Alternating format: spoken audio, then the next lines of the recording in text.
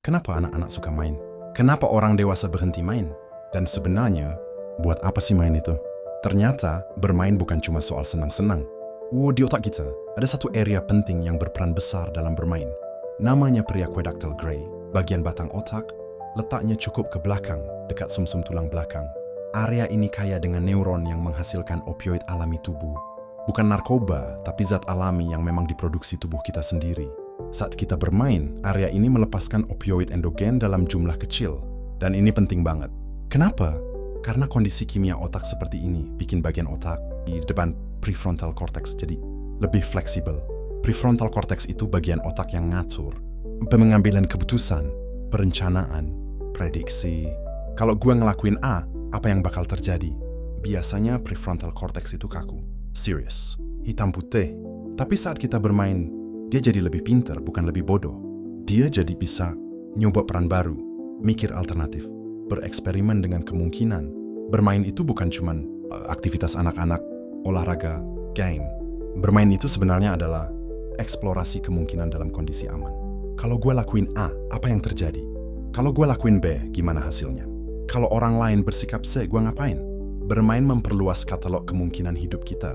Dan menariknya, orang-orang paling kreatif di dunia, seniman, penemu, inovator, sampai orang-orang dengan kehidupan sosial dan emosional, yang kayak punya satu kesamaan, mereka nggak pernah berhenti bermain. Anak kecil ngajarin kita satu hal penting.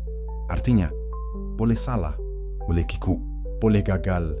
Itulah kenapa otak mereka berkembang pesat. Sebaliknya, orang dewasa sering terlalu serius. Takut salah, takut kelihatan bodoh, takut gagal. Padahal bermain itu justru tempat terbaik buat belajar tentang diri sendiri, belajar tentang orang lain, belajar menghadapi konflik kecil, belajar fleksibel. Misalnya main board game atau olahraga bareng orang lain. Di situ kita bisa lihat siapa yang kaku banget sama aturan, siapa yang suka curang, siapa yang terlalu kompetitif, siapa yang santai. Dan kita juga belajar reaksi kita saat kalah, reaksi kita saat ditekan, reaksi kita saat orang lain nyebelin. Semua itu pelajaran hidup. Dengan risiko kecil, bermain bukan buang-buang waktu. Bermain adalah eksplorasi, eksperimen, adaptasi, dan yang paling penting, sirkuit bermain di otak kita nggak pernah hilang. Kalau bermain nggak penting buat orang dewasa, alam sudah menghapusnya. Tapi nyatanya, sirkuit itu masih ada. Hari ini, besok, dan seterusnya. Tinggal satu pertanyaan, apakah kita mau menggunakannya? Terima kasih sudah ikut membahas sains, psikologi, dan kekuatan bermain.